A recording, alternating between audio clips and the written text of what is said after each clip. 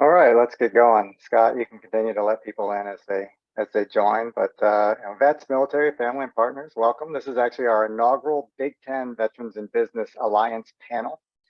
And before we dive in, I want to note that this session is being recorded. It'll be posted to platforms that allow public and school access. So your participation from this point forward implies consent to that recording. First, I want to start with an introduction of your moderators for the next hour. So I'm Frank Gertner. I'm the Director for Federal and Veteran Affairs at Maryland Smith. I also direct our initiative for veteran lifelong leadership here. I'm joined by Margaret O'Donnell, who is the Manager for Military and Veteran Engagement Programs at Rutgers Business School. And then we are both joined by Scott McGillivray, who is our MBA Vet Leadership Fellow at Maryland Smith. And I'm actually excited to announce for the first time publicly, since he gave me permission today, that he is now a future consultant at IBM as of this week. So congrats, Scott. I want to stop here also for a little bit of background on tonight as well. This alliance has actually been several years in the making. So even in the before times, ahead of the pandemic, around 2019, a coalition of Big Ten business schools. It ended up being led by Maryland Smith and Rutgers Business School, but also including Iowa's Tippie School of Business, Wisconsin School of Business, Michigan Ross, a few others, started contemplating the impact that we could have if we were to network across our networks of mission-minded vets across the United States. And many conversations since have placed us here, trying to bridge, at least trying to start with two East Coast powerhouse business communities for what entrepreneurs would call an MVP, right? A minimum viable product. So that's what tonight is, but we hope, and it's our intent, that it grows into much more. So your feedback is welcome during and after the event tonight. And if you find some value in the event, please spread the word. We hope to see you again in the future. Second, some forum rules for the event. Please mute your mics unless you're speaking. If you don't, we will for you. Send questions in chat or raise your virtual hand, and then wait to be called on by a host. And when called on, let us know who you are. This is designed to be a discussion, not a lecture. Third, a quick moment. We always like to start our events with just a moment to reflect on and thank our brothers and sisters in uniformed service who cannot be here with us because they are deployed to keep America secured, prepared, partnered, and healthy. Thanks. Next, I want to give a quick shout out, a special welcome if you're here, thanks to our partnerships with any of these organizations. Rutgers and Maryland have special off-campus partners who we invite to these types of events, and we're glad to have you. Okay, a quick and shameless plug for the initiative that I mentioned, the initiative for veteran lifelong leadership, which is actually what prompted the founding of the Big Ten Vets in Business Alliance. And a little bit behind that, it comes from the fact that in higher ed, lifelong learning is kind of the buzzword of the decade. But at Smith, and like at many public schools, we like to focus not just on the learning, but the outcome of the learning. And for us, we hope that lifelong veteran learning lands us all in promoting lifelong leadership among veterans. So drop a line if you want to learn anything more about what we do on that front. Finally, let's get to it. So the agenda for today is going to be starting with a pop quiz to limber up, get engaged, and see what we know about veteran entrepreneurship. Then we'll go into a panel discourse, which will be moderated by Margaret. And finally, we'll do some participant engagement, open Q&A with you that will be moderated by Scott. So let's start with our quiz. Scott, are you able to there you go. I'm launching the quiz. You'll have 5 minutes. Vet entrepreneurship by the numbers. Somebody give me a thumbs up that you can actually see it on your screen. Awesome.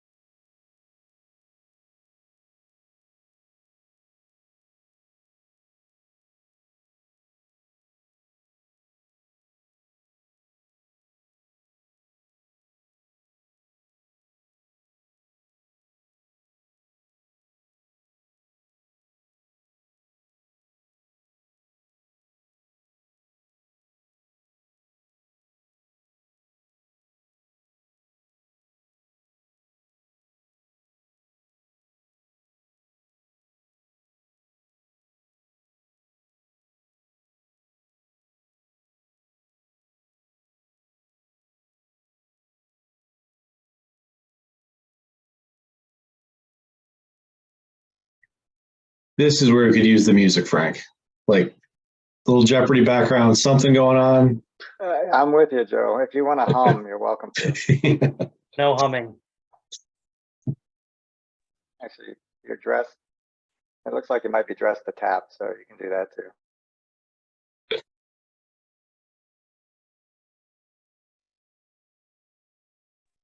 I'll do the countdown though. We're at 14 of 19. So we're going to get this in under 5 minutes, I think. 15 of 19.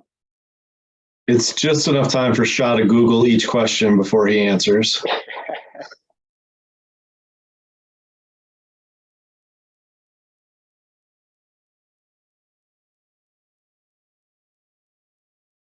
That's become like the go-to answer for my kids, by the way, whenever I say I don't know, and they say, yeah, but you know Google, and Google knows.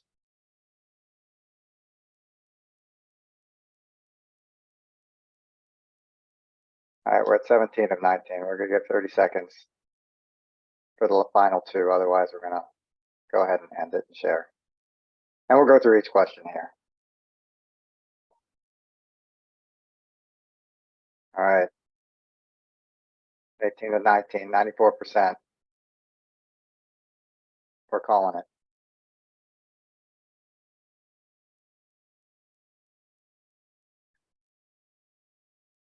All right, share results. Joe, can you give me a thumbs up that you can see the results?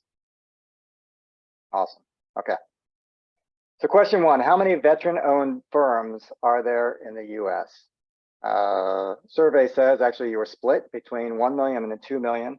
As of 2018, there were just about 2 million, just slightly over 2 million. Actually, the latest data I saw, or latest stats from 2022, suggest that that's closer to 2.5 million now. So we're on the up. Question two, what percent of all veteran-owned firms in the US are employer businesses? So in other words, they are employing, not just employing a single individual. And the answer there is 24%.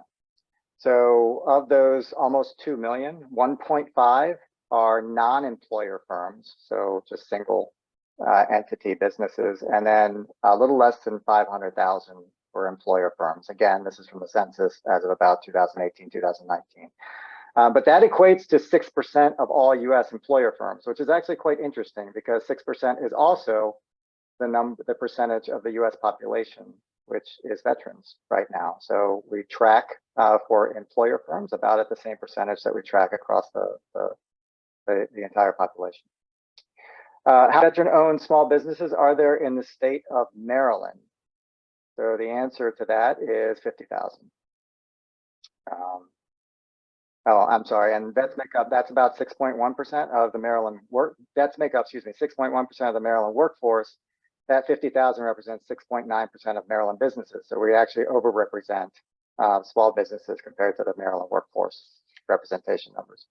Question four, what percent of New Jersey businesses are veteran-owned? Actually, the majority, yeah, you were split across the board. It is 4%. It may be a slightly higher from some statistics. However, vets make up only 2.8% of the New Jersey workforce. So in New Jersey, vets considerably overrepresent, vet business owners considerably overrepresent veterans in the workforce. So question five, approximately how many people do veteran-owned businesses employ in Maryland, in America? And actually the answer is what the minority of you selected, which is 5 million, actually 5.2 million, according to the US Small Business Administration. Question six, how much did veteran-owned businesses contribute to the national economy in 2018? And the answer is a whopping 950 billion, so not too shabby. Question seven, what percent of vet-owned businesses are owned by veterans with greater than 20 years of military service? Another way that the statistics actually is sometimes represented is are over the age of 50. And the answer actually is greater than 75%. Same thing with veterans who are older, like over the age of 50, that answer ends up being close to 68%. So never too late to start your own business as a veteran. Question eight, what industry has the most veteran-owned businesses? You guessed it, professional services. Second is construction, which it looks like many of you also were on track to guess. Third is retail trade. And then fourth, interestingly, is healthcare, almost at exactly the same rate as retail trade. Question 9, how many vet service organizations, VSOs, and nonprofit vet focused organizations are registered in the US? And the answer is 45,000. So it's a jungle out there. And question 10, what percentage of those VSOs and NPOs list veteran entrepreneurship as a registered mission? And the answer there is 46%. That means that it's just over 21,000, according to Glassdoor or GuideStar, nonprofits that are out there trying to promote veteran entrepreneurship. And if you do the math, that means that there's 1 for every 95 vet business owners in the US. That said, they obviously are not evenly distributed across all the states. So another interesting statistic. Okay, so what are some top takeaways? Well, first, I think there are a lot of vets doing business in our communities. There is a lot of help for more vets to found more businesses in our communities. And finally, if the questions during the RSVP portion of this session tonight are any indication, there also remain a lot of questions on how to turn both community services as well as the business that vets are founding into impact. And so that leads us to the event tonight, which is, to collect a group of experts and practitioners representing both the market and community support sides of vet business development to discuss their experiences. So you've heard enough of my voice in these first few minutes. Thank you for your patience. Now I'm going to turn it over to Margaret to introduce our panel. Thank you so much, Frank. In my role managing military and veteran engagement programs at Rutgers Business School, I don't just work with student veterans and military affiliated students. I also have the pleasure of working with businesses, veteran and military spouse entrepreneurs, and aspiring vetrepreneurs. I'm excited to introduce and speak with several veterans who are in various stages of their own business development and success, as well as representatives from veteran serving organizations that strive to ensure that veteran-owned and military spouse-owned businesses have the opportunity to thrive. Tonight's panel includes Eric Marshall of the Mid-Atlantic Business Outreach Center, better known to those of us who favor acronyms as the VBOC, Jeff Cantor of the New Jersey State Veteran Chamber of Commerce, Steve Lee of Grok, and Joe Himpelman and Shah Chowdhury of Assault Forward. My first question is going to go to Eric. I hope you don't mind being put first on the spot, but you are now a vet working in one of the newest veteran business outreach centers in the country. You serve 3 states and the district, and you're out of the University of Maryland. Can you tell us what attracted you to serve at the VBOC, and what's an example of a great day there? Thank you for the introduction, Margaret. And good evening all, and thank you for your service. So, transitioning out of the military was one of those decisions where it's really difficult to make and you drag your feet while you're doing it. In the military, we have a career we think is finite, and it's a roadmap that's already predestined or predetermined by someone else other than you. Once I retired and wanted to go my own path, I started out in government, which government and military is kind of similar. I left the VA and the U.S. Department of Labor, and I transitioned to the University of Maryland to work at the VBOC because I've accomplished something that most veterans couldn't, and that's navigating the entrepreneurship and small business world. So I wanted to come back and teach other veterans and other transition and service members and other spouses how to navigate that journey as well. Working at the VBOC, we teach Boots to Business. to transitioning service members and veterans and spouses. That's the blueprint, the entrepreneurship 101 to help veterans be on the same page, identify what business they want to start, and identify the journey. And it helps you eliminate some of the myths and some of the stigmas about entrepreneurship. A good day for me is when I get that veteran or that spouse or transitioning service member and says, hey, I'm getting ready to get out of the military and I want to be an entrepreneur. And I'll ask them the one question, why? Oh, because I want to work for myself and I want to set my own hours. And I told them that's not the world of entrepreneurship. You're going to work long hours. You're going to fail. You know, it's going to be difficult. And they're like, well, what do you mean? I thought owning your own business was easy. And I tell them, I give them the real, and I tell them like, hey, it's not going to be easy. It's going to be hard. And once we get through those pain points, and then they come back with a minimum viable product and they say, this is what I'm going to sell to the government, or this is what I want to offer to the world. Thank you for guiding me through that. That's a great day for me. Fantastic. Well, thank you so much for that, Eric. I'm going to toss now to Jeff. Jeff, we've heard a little bit about what a VBOC is and does. What's the difference between that and a veteran chamber of commerce? Thanks so much, Margaret. So, the way I look at it is, when you're going to combat, you have a kit, you put everything on your kit, right? You have a pistol, you might have an M4 rifle, you might have a grenade launcher, you might have a machine gun, you might have grenades, you might have a knife, you might have all these things.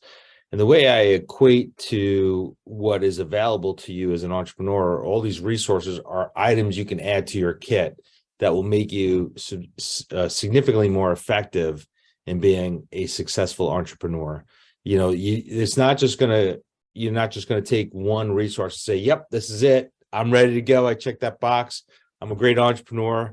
I'm going to tackle this thing. You need multiple things, multiple resources to help you really navigate I will argue to say complicated atmosphere that is entrepreneurship. Because when you think you're going forward, all of a sudden there's an obstacle in your way. You need to negotiate that obstacle and figure out another way forward. And that's what the Chamber of Commerce does. The VBOC is a great resource. It's a needed resource.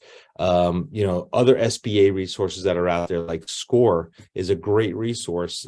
Obviously, the universities are a tremendous resource. And the Veterans Chamber of Commerce is another resource that you can utilize that can help you with procurement. It can help you with education. It can connect you to others and help you network to ultimately get you that contract that is needed. Thank you, Jeff. A great explanation of the difference and how complementary those organizations are. Our next question is going to go to both Joe and Shah. I understand that you were two veterans who became friends in business school and decided to launch Assault Forward. What did you need to get your business started? How much money were you able to raise or invest yourself? And were you able to take advantage of any free services from the community?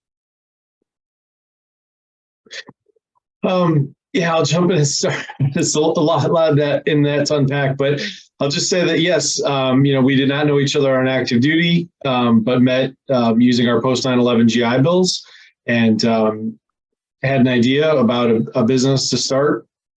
I started with the idea of a product. Shah convinced me that it was a business. I told him it wasn't, and it was a bad idea. And he said, well, I'm going to do it. And it was your idea, so you should probably do it with me. And I said, okay, let's go. And then once he had my commitment, we jumped in with both feet and been running with it ever since.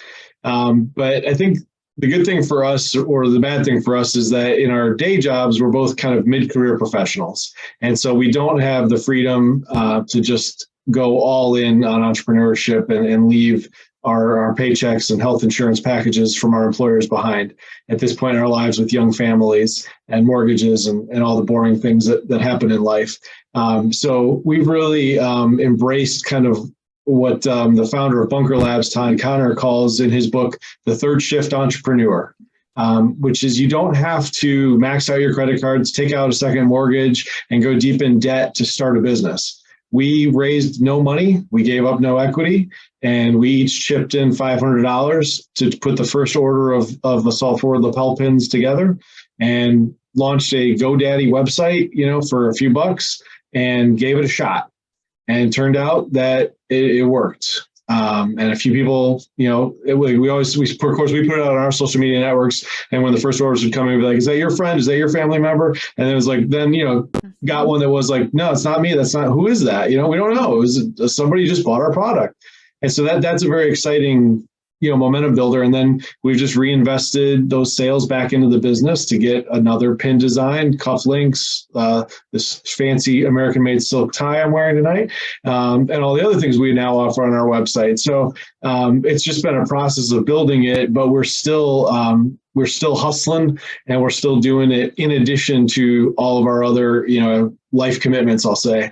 And so that's just kind of the perspective we bring, is that it's possible to start a business without going on, raising, because you hear that all the time. And I support those that have the will and the initiative to go do it. But, once I raise $1 million, then I'll start, then I'll launch, and there's just so much to that is unnecessary. And if you're raising $1 million so that you can rent an office and pay yourself a salary and do all these other things that have nothing to do with actually launching the business, I'd caution that approach and say, you could probably start with, as Frank indicated, the whole purpose of this, a minimum viable product, right? It's got to start somewhere, so you might as well get it going. And good baby, bad baby, ugly baby, it's your baby, and you'll nurture it, it'll grow, and we'll see where it takes us. Well, thanks, Joe. Shah, do you have anything you want to add to that?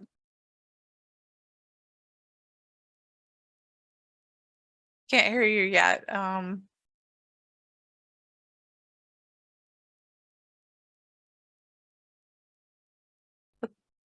you hear me now? Yes. Okay, no, so I don't have anything to add for this. Hard to follow up. Good baby, bad baby, ugly baby. Exactly.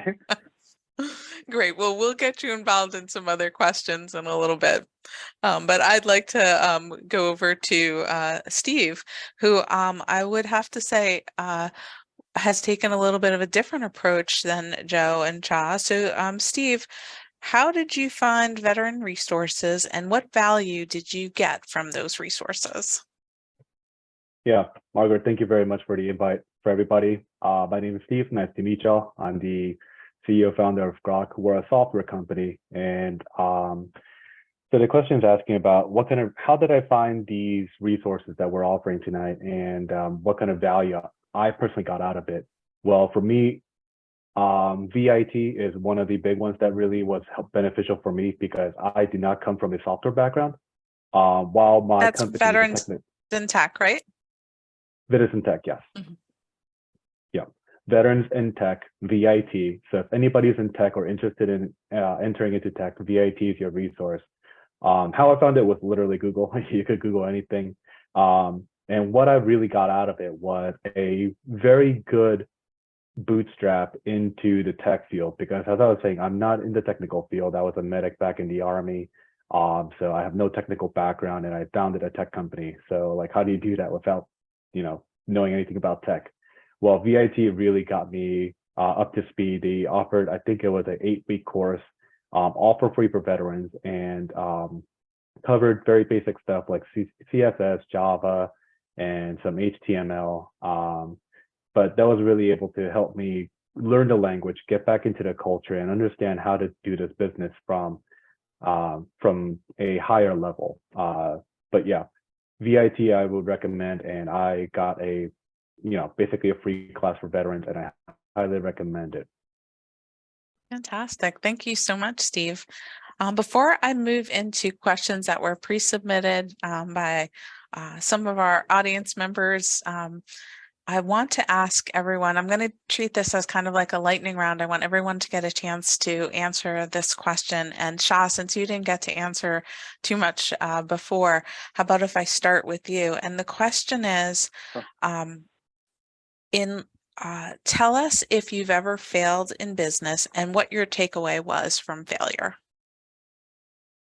Okay, great question. Can you hear me? Yeah. Okay, perfect. So before we started as software, I tried launching 3 other ventures and failed miserably. Like never got it off the ground. I tried doing a veteran, like a janitorial cleaning company, no experience, failed miserably. Then I tried to do like a veteran focused Uber when Uber started out big, like trying to get the veterans, and ended up being a 3-sided market that I didn't realize was a 3-sided market. I didn't know that term of 2-sided market until years later. Then I realized why it failed, because I was trying to do a 3-sided market, which is almost unheard of. So that failed miserably. So that for sure, I think the failures have helped me really understand what I needed. I was trying to do everything on my own. To Joe's point, I was trying to raise $5 million to launch the Veterans Uber. And of course, no one's going to give me that money. And that's what I was hoping. If I get $5 million, then we're going to be successful. So I think, and not to pitch Maryland, but after going through the Maryland program, through the entrepreneurship program, learning about the lean business model, lean canvas, lean startup.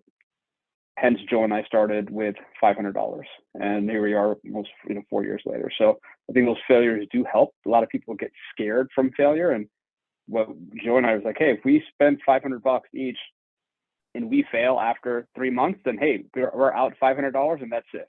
Versus maxing out our credit cards, taking second mortgages, and failing with $500,000 in debt. So so to answer your question, yes, failed miserably multiple times. Thanks for sharing your experience. I'm sure that others will, benefit from hearing that. Joe, did you want to add anything to that? I know people always ask us for a mistake or a failure we've made along the way as well. And I think there's a lot to be said about just, as you grow, you will make mistakes, you'll iterate and learn. Sean will laugh a little bit here, but I'm intentionally drinking out of an Assault Forward American-made coffee mug tonight because we launched a business around lapel pins. And as a marketing guy, I got us a couple coffee mugs just for ourselves to have around the home office, right? The shop while we're working. And we posted a picture of one, and a couple of people were like, that's cool. And we were like, hey, maybe we should do coffee mugs in addition to like lapel pins, because that's like, they go right hand in hand, right? Well, what we failed to consider was that, we could ship a lapel pin in a small bubble envelope. Ceramic coffee mugs are heavy to ship. They're fragile to ship. And they don't really go with what people were coming to us for. They were coming to us for lapel pins and tie clips and cufflinks and stuff. And now we're trying to sell them a coffee mug. And it just didn't make sense for us. So, you will make mistakes. You will learn. You will sit on a couple cases of coffee mugs for a few years. And eventually you will donate them to a veteran charity. And that's all good. It's okay to make mistakes and learn along the way. So just don't be afraid. Don't be afraid to take those tries and learn from them. And we will never sell anything heavy or fragile again. Well, I'm happy to hear that you had some learning experiences, and happy to hear that you turned to your local university for some help there. We haven't heard from Eric in a little while, so I'm going to go to Eric next. Same question? Same question, yes. Any failures in business and what your takeaway was from that failure?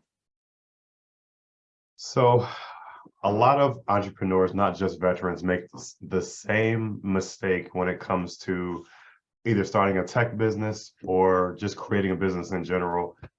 We go and we pay a lot of money up front to get a website and marketing and logos, and you try to build a product without identifying who your market is. So the first business that I attempted to go down the entrepreneurship road, I spent maybe $3,000 on building a minimum viable product. And my intended buyer was the VA. I pitched it to the VA. I sent them the app and the software, and they said, well, where'd you get this done? And I said, I use Fiverr. It's a freelance website, and the freelancer was in India. And they said, oh, I'm sorry, we can't buy this from you because it wasn't made in the United States, and we don't know if it has any malicious code. So I had to go back to the drawing board, and I was out money because I can't sell this product to the intended buyer because of where I got it designed or created.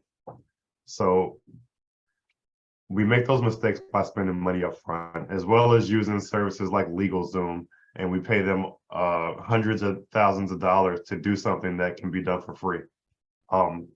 So those are the mistakes that I made because I went to go down the road on my own as versus just doing a simple search about veteran entrepreneur resources near me.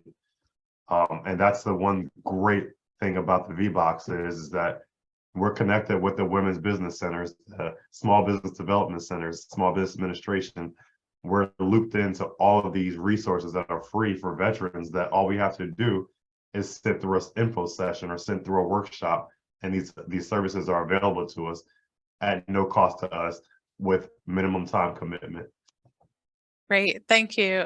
Lessons learned for sure, Eric. Steve, I remember you talking to me about some failures before your current success. So can you give us a quick answer on a business failure and the takeaway that you had from it? Yeah, sure. I'm glad you remembered my failures very well, Margaret. Yeah, really quickly, I had 2 failed businesses before the one that I'm starting right now.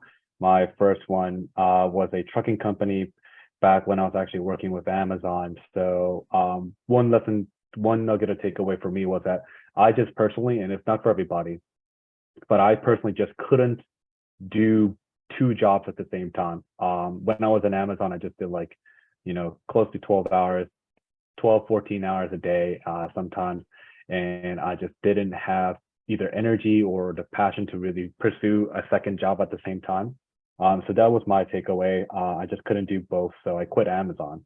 My second thing was I had another company that was actually based on services for a provider for Amazon specifically. And, I had a business plan all planned out and it was working fine. But what I really figured out in between that was I had no passion for that kind of logistics chain. And it was just like, am I really prepared to spend the next 5, maybe 10 years working on this business that I don't really care about? And it was a no for me. And so from there, I just pivoted away into a passion or a problem I really, really have a lot of passion about. And so I tried to solve, the checkout experience for retailers, and I hate waiting in line. So it's like, okay, let's marry the 2 together. Let's kill waiting in lines forever. And then that's how I came up with my solution. Nice. Thanks for sharing, Steve. And bringing up the rear, I saved Jeff for last on this because this question was really his idea, and it was kind of the genesis. So really quick, Jeff, could you tell us what made you want us to ask that question? Yeah.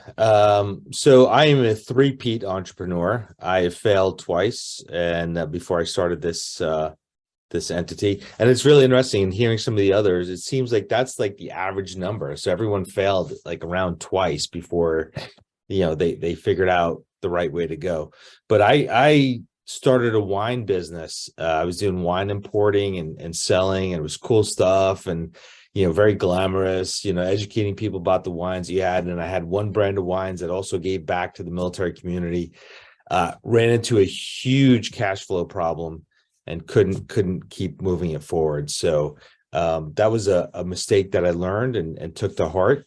And then the second time, because I had a background in healthcare, I started a healthcare company focused on improving the healthcare of veterans, and got money from the state to do a clinical study, which we did, and we proved that our concept works. So we did a proof of concept.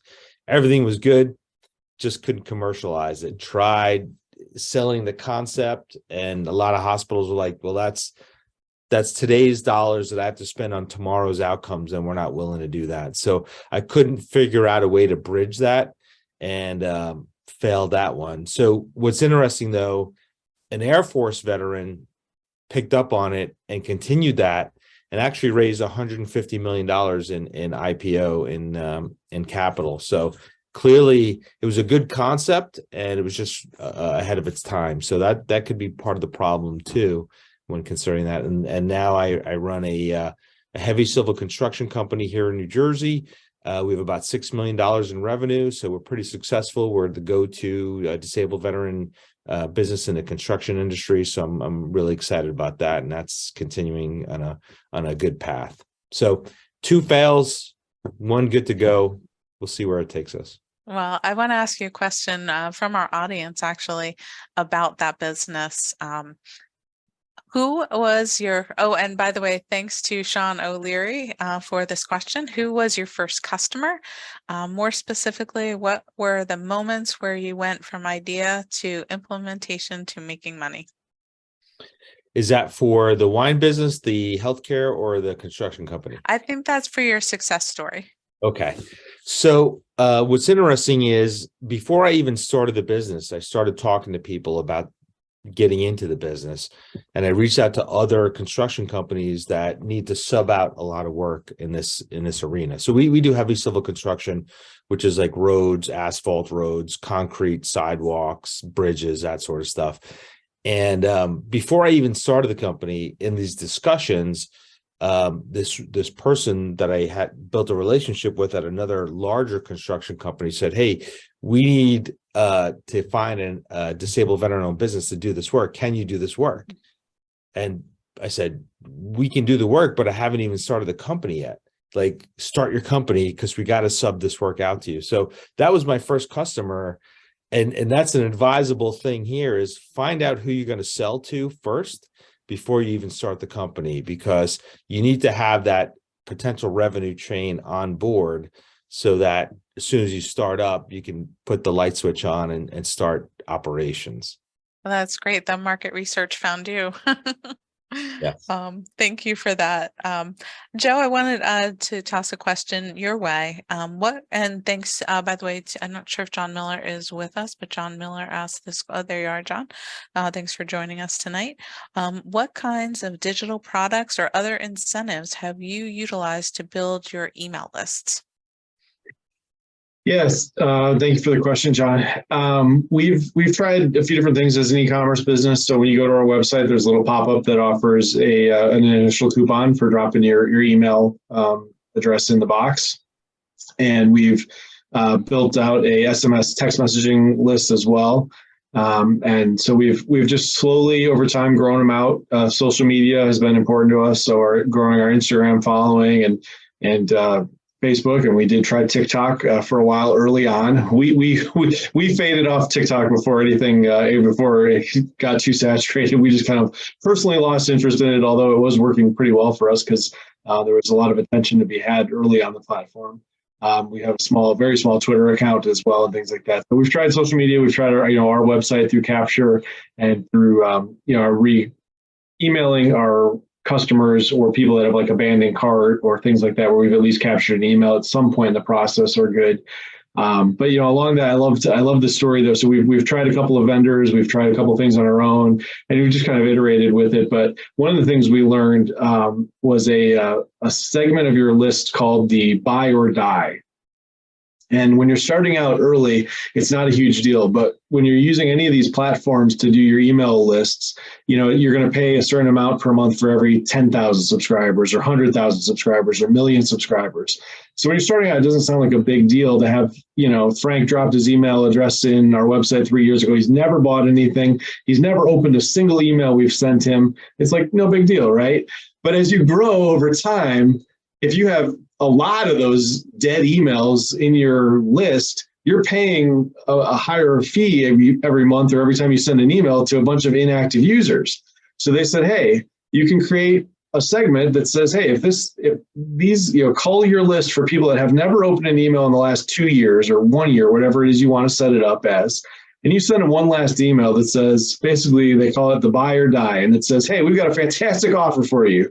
20% off your next purchase. We've noticed you haven't opened a single one of these emails. So we're guessing you're not even going to see this one. But if you should, you'll stay active on our list, by clicking this link if you want to stay active. And if not, please feel free to resubscribe at any time. And you can do whatever you want with that. But that's like something we've learned along the way is like, that's wow. It's like, I never really thought about that. But if you're going to one of these big retail brands and you have millions of subscribers, you don't want to be paying for a lot of dead addresses, or like I do a lot of times, right? I want the 10% off coupon, but I want to put in a fake email address, right?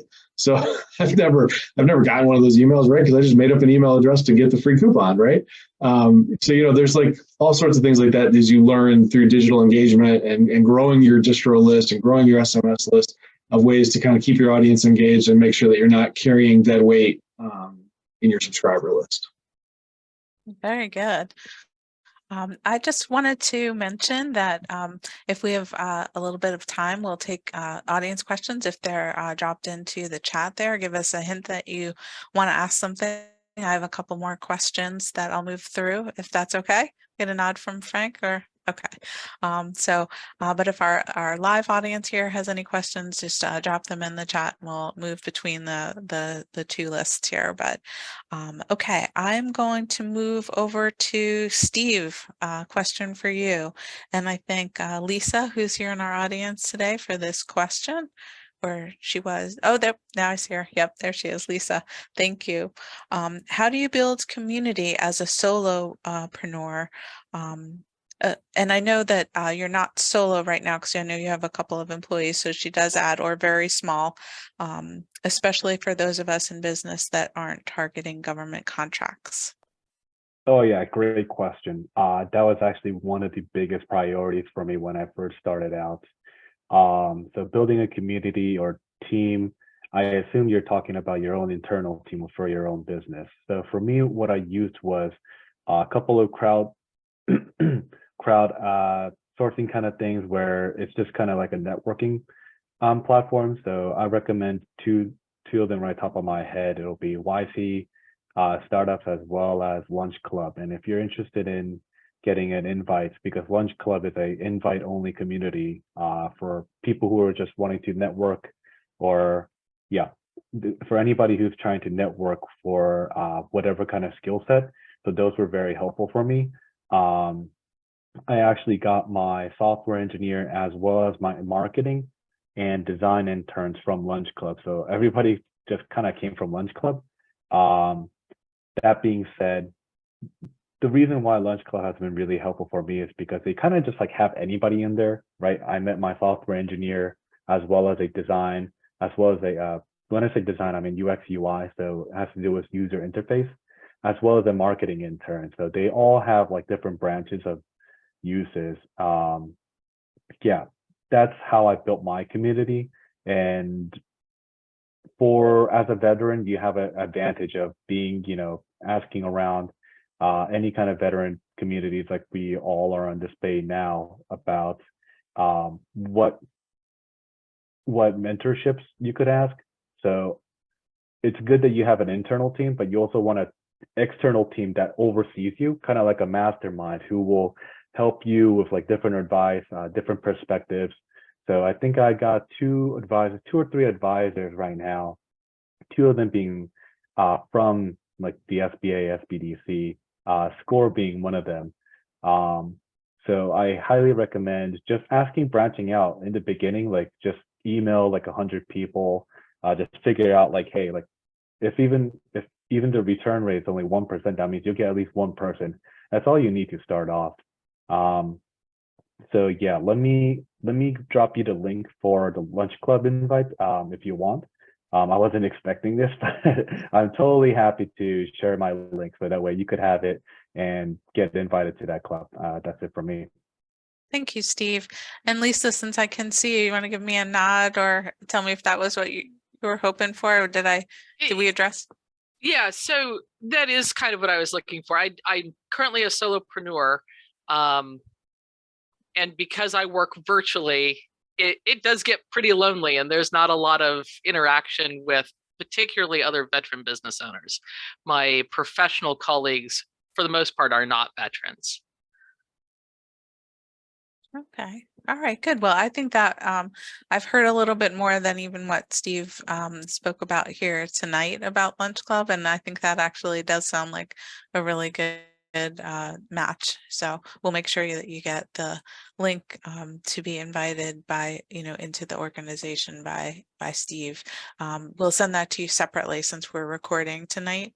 We'll make sure we get that to you since the recording of this will be shared, a little bit more publicly. So, okay. Margaret, can I just piggyback off of Please, what yeah. Steve meant on that question? So one other thing, Lisa, I don't know where you are, but Joe mentioned Bunker Labs. I don't know if you're familiar with Bunker Labs, but Bunker Labs typically has events throughout the years. They used to have them before the pandemic. They used to have monthly kind of happy hours where all the business entrepreneurs would get together. So that's a lot of times where Joe and I would meet other people in this similar space, whether it's software or other types of businesses. That's one area. Also, Joe and I, we were members of WeWork for a while, and WeWork is typically a lot of small businesses out there, and you can get like a hot desk, and there's typically events that they do have kind of putting together. For example, there was one on I think it was called Slicing the Pie on equity. There was like an author who talks about how to give up equity when you start up a business. So they brought him to the WeWork in DC. You kind of maybe 40 to 50 entrepreneurs there. So there's another way to kind of get to your point. I totally understand being by yourself, but I would look at definitely Bunker Labs and maybe even joining like a local WeWork in a hot desk, because there's typically events geared toward entrepreneurs. But just a few ideas that work for us throughout the years. There's also the Veterans Chamber of Commerce, right? So if you live in a state that has a Veterans Chamber of Commerce, they're always conducting networking events. You can meet other veteran entrepreneurs, share ideas, learn best practices. So that's always a good resource to use also. Fantastic. So I have a couple more questions if you'd like, or I saw that Eric was addressing a question in the chat. So if that's been adequately addressed, I can just need a little guidance here. Should I continue asking the pre-submitted questions, or? I think one of our, I think Marimar, I'm not sure if I pronounced that right, so correct me, but she just joined. So I think she had pre-submitted a question if you want to ask hers. Once Yes, she's I see actually up with us. the audio is still connecting. Now is another time we need that like Jeopardy hold music. Okay, don't want to put you on the spot, Marimar, but your question has just come up. So we just wanted to let you know, and we were going to address this one to you, Jeff, because it specifically asks about New Jersey. What resources and mentorship are available for hopeful vet entrepreneurs in New Jersey? Yeah, good question. So there's a lot of resources available. Number one, I would say if you're affiliated with Rutgers Business School or Rutgers University, they have an absolutely fantastic alumni program there. You can get together with veterans in their veteran network, which is great. Obviously, we have the Veterans Chamber of Commerce in the state, and we're always conducting networking events. We have one coming up next month in March. That'll be good in Middlesex County for veteran entrepreneurs. So you're welcome to come to that obviously at no cost. And there are other events too. So the SBDC, so the Small Business Development Centers, one is at Rutgers Business School, but they're all around the entire state from north to south. They conduct events all the time. I would encourage you to try to reach out to see if there's an event there that you like. There are fees associated with many of those programs, so you have to know, if you keep your budget focused on those. Very reasonable fees, though. Very reasonable, yeah, because they're usually offset. They're usually augmented by other grants. And, there are other chambers. So if you live in a certain area, you can join your local chamber of commerce and then meet with others. Most of the time, those will not be veterans, so they may not share a lot of the issues that you may be facing. So, feel free to reach out. We'll get you on the distribution list if you want to learn about veteran chamber initiatives. Fantastic. And I think we can close this portion with this question, because I think it's important that we all remain friends when the day ends. So Joe and Shad, I'm going to address this one to you. And Kendra, who's here, I saw her smiling face when I logged in. What best practices or lessons learned are key for going into business as partners with friends? And so I'll take that, Joe. So three things I think with Joe and I, we were acquaintances in the program. We became really good friends after the program. And one thing that we look for was complementary skill sets. So Joe has a marketing background, so that's kind of his thing. So he's really good with design and the way things look. I'm horrible with that. I don't have any creativity when it comes to things like that. I have a finance background, so I did all the pricing, I did the taxes, I run the business. So think, and Josh, who's our other partner, who has more of an operational background. So we kind of have divvied up the certain roles in the organization. I think that's really key when you're looking for partners. Second, also, is it's hard to find people to work with, but having people who have a similar work ethic mindset. Like Joe and I were doing the DC half marathon in a couple months, right? So things like that we kind of push each other, motivate each other. We know there's a certain work ethic discipline that we do together. So I think that's important. But lastly is kind of checking the ego. If Joe has a good idea, I don't care about whose idea is the best idea. Like, I don't care if we go with Joe's idea or Josh's or mine. Like, I just care about winning, right? So if Joe has a better idea than me, hey, let's go for it. Like, I think I've seen friends and family who have businesses and they get stuck on, hey, that wasn't my idea. So end of the day, we try to look for what's the best for the team as a whole. And so I think that's a huge thing that has worked for us. And I know if Joe is pushing me at some capacity, like, I know it's Joe's looking out for our best interest. Like, I don't question where Joe's coming from. If I'm doing something bad, Joe will check me, and vice versa. Like, we know it's coming from a good place. So I think those are the kind of the big things that have helped us. Joe, do you want to add anything on that, or? It's interesting because Sean and I come from very different backgrounds. And we actually put this in a public LinkedIn post a couple of years ago, and it was like kind of, I would say, the one thing we've ever done that kind of went viral. But we just said, look, I was raised Catholic in Illinois. I'm a Midwestern, third generation American. Both my grandfathers fought in World War II, kind of that white bread story. Shah, raised in a Muslim household in New York City. His parents immigrated while they were pregnant with him. Couldn't be more different. New York, Illinois, Midwest, East Coast, Catholic, Muslim, just couldn't be different, right? Somehow, though, we both ended up in the military. We both were raised in that system with those cultural values of loyalty, duty, respect, selfless service, honor, integrity, and personal courage. We both ended up as Redlegs, proud field artillerymen. Although, like I said, we didn't know each other on active duty. Boom, boom.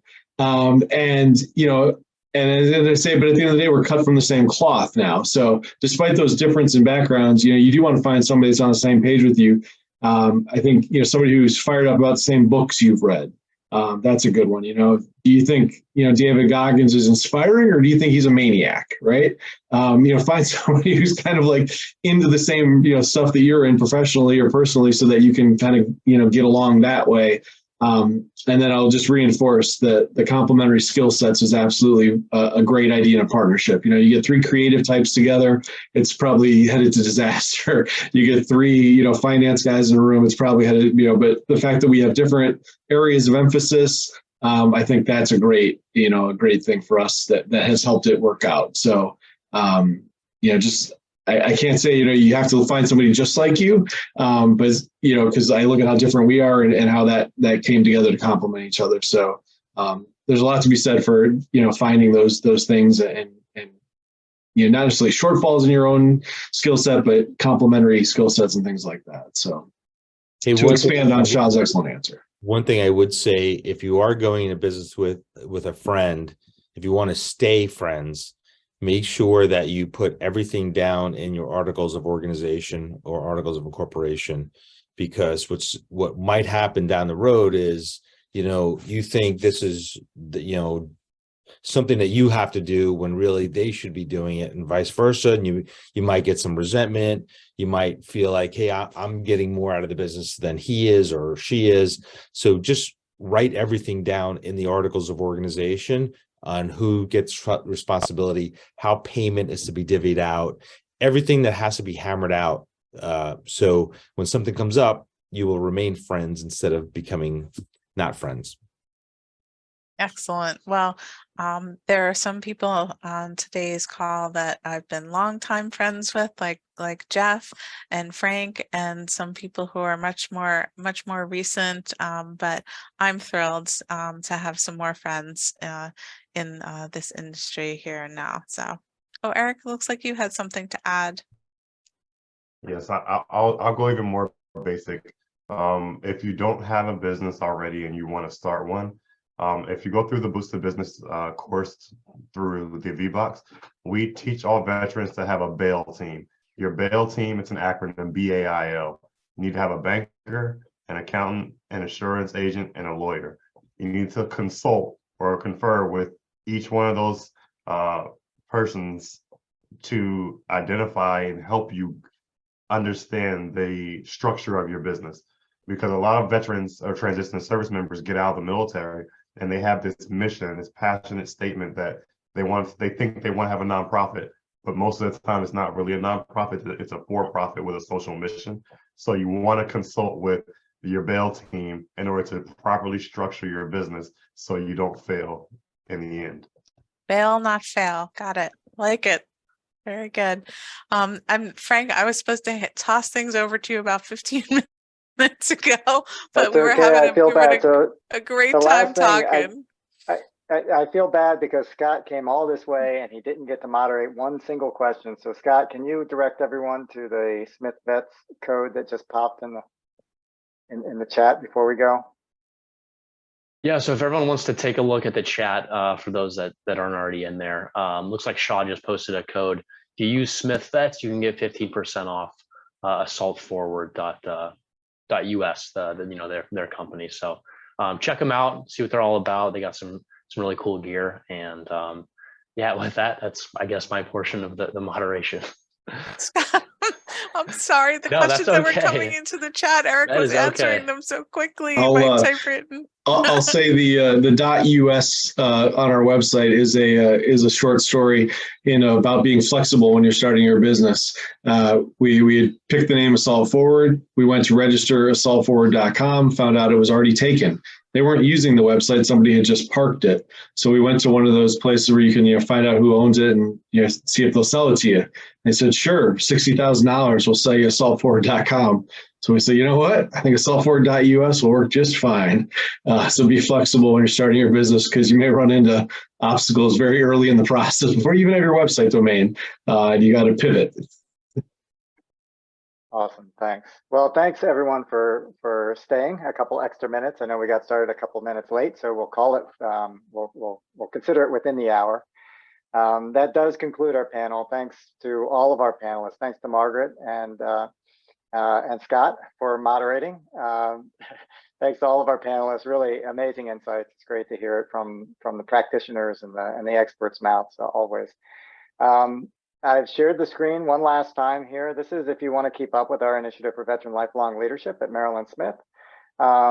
You can join us either on our website. We also have a Facebook, a LinkedIn group that you can join. And then our Big Ten Veterans in Business Alliance right now is in LinkedIn alone. We do have a group there. You're welcome to join it. We post all of our events and all of our updates to that group. And I will tell you, it's just amazing, especially because of the GI Bill and the fact that most Big Ten business schools are obviously out of public universities, top-ranked public universities.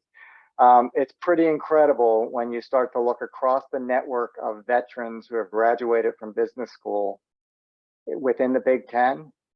It's pretty phenomenal, right? So take advantage of it, grow it, and hopefully we'll have more events like this, and we'll continue to leverage, that collective awesomeness that we see across the Big Ten. And then, our goals are big.